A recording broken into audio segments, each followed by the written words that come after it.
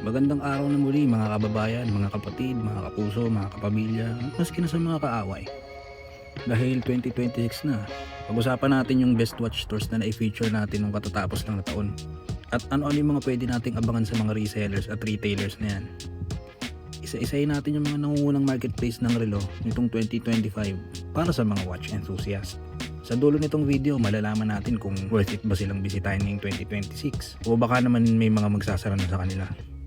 Tulungan nyo din ako kung may suggestion kayo na makakatulong sa mga kaibigan natin na palaging nanonood sa channel na to. At kung mahilig kayo sa content about wristwatches, practical buying tips, history and the essence of time, huwag nyo sanang kalimutang mag-comment at mag-subscribe para lalo pa tayong makagawa ng mga content para sa mga watch lovers na naghahanap ng content na may sustansya. Ano pang hinihintay natin? Di umpisahan na. Itong una, yung Hacienda. Isa sa mga pinakaunang stores na naitampok natin sa channel na ito. Shoutout nga pala sa mga taga Cavite dyan. Tinatawag itong outlet dahil direktang retail store ito ng mga brand na hindi na dumadaan sa mahabang proseso para hindi na sila magbayad ng maraming tax. Best spot if you are looking for Casio watches, including G-Shock and Edifice.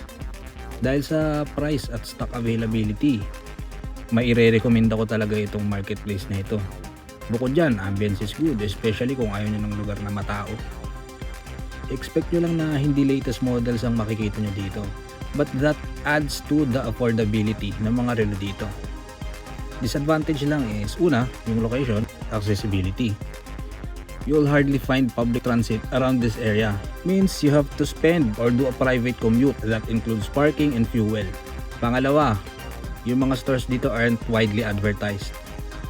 You'll know if you only explore. At the moment, you'd be limited to brands like Casio and other brands being catered in Watch Republic under Meridian.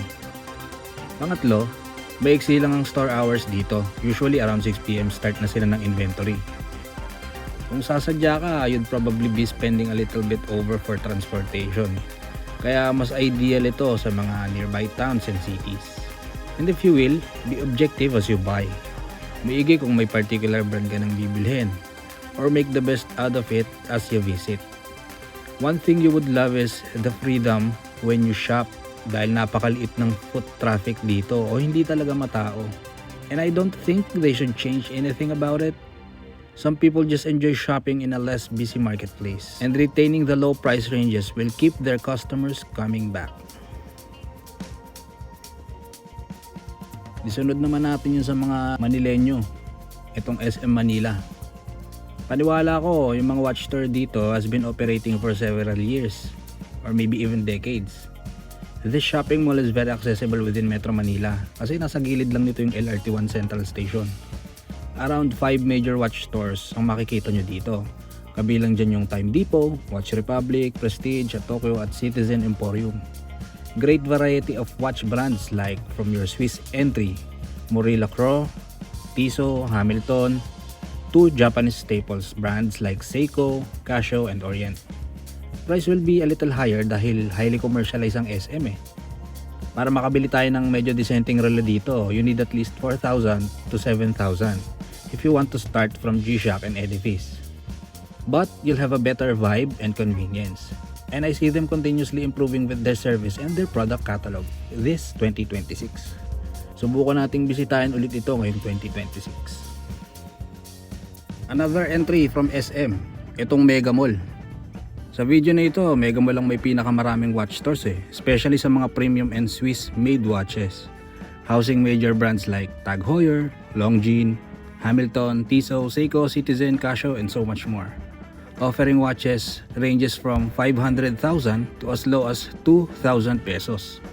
Huwag na tayong magtaka dahil super mall ito So this is a great marketplace not only for watches but for shopping and entertainment as well.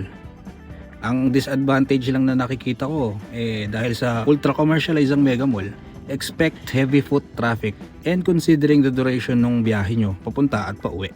Isa din ang mall na ito sa unang nabibiyayaan ng mga latest models ng mga brands na nabanggit kanina. Kaya kung mahilig kayo sa latest, hindi kayo mabibigo sa mall na ito.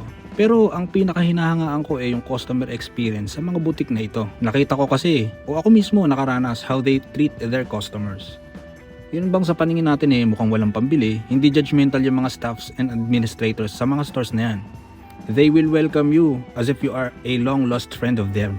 Pero these are just a starter. I know Mega Mall will always be in the list of the best watch marketplace due to its accessibility, product availability, and customer service. Nakikita ko din na may mga bagong magbubukas na watch store sa mall na ito this 2026. Kung inaakala nyo na yan lang ang entry natin from Manila, nagkakamali kayo dyan. Kasama din syempre itong Avenida. Probably the oldest marketplace in this list. They are one of the best spot para bumili ng relo. Hindi lang sa channel na to, in fact, pinifeature din sila ng ibang malalaking YouTube channels.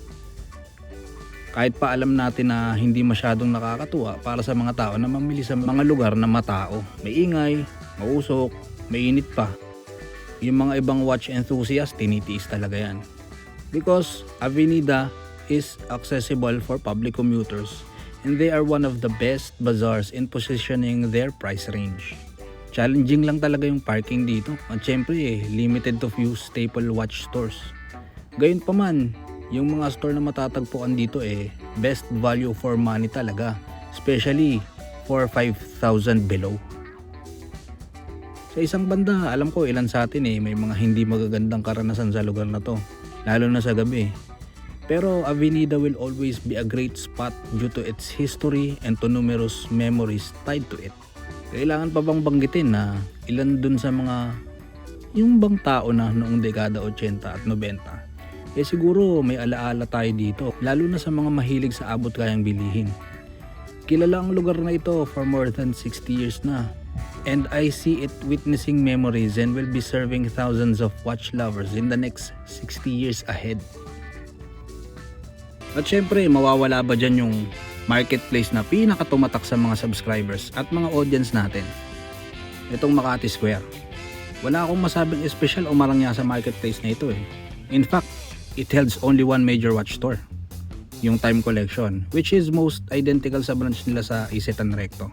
Which of course, some out-of-the-box brand and their vast catalog of Casio and Seiko. Ang maipagmamalaki nito syempre, yung budget-friendly price segment nila. Of course, excellent customer experience. Pagpasok mo pa lang sa store dito i-entertain ka na nila. Tsaka kahit 1,000 lang yung dala mong budget, siguradong may maite-take home kang presentableng relo. What I love the most here is this is where everybody was able to relate and connect with each other. Kumbaga, more than just the timepieces they sell, it's the experience and memories tied to the place itself. I would love to explore this place this year. Actually, we already did. We have footages ng mga secret watch stores dito. Medyo confidential lang and top secret kasi this boutique doesn't want them to be featured. Paniwala ko, marami nang nabago at nag-improve sa mga watch marketplace na ito kumpara nung huli natin silang binisita. Itong 2026, subukan nating balikan yung mga watch stores na yan at tignan natin kung ano yung mga nabago at kung ano yung mga nag-improve. Malay nyo makatsyempo tayo ng mga mega discount at mga super promos na mga watch stores na ito pag binisita natin ulit. Di makakabili tayo ng maraming relo na pwede nating ipamigay sa mga magigiting nating subscribers na patuloy na sumusuporta mula pa nung umpisa. Siguro hanggang dyan muna para sa video na ito. Kayo ba, may gusto ba kayong i-share sa mga bilihan ng relo na nabanggit? Anong mga watch store ba yung kung sakali gusto nyong mabisita naman natin this year? Salamat sa panonood hanggang sa bahaging ito ng video. May God bless us all and keep watching.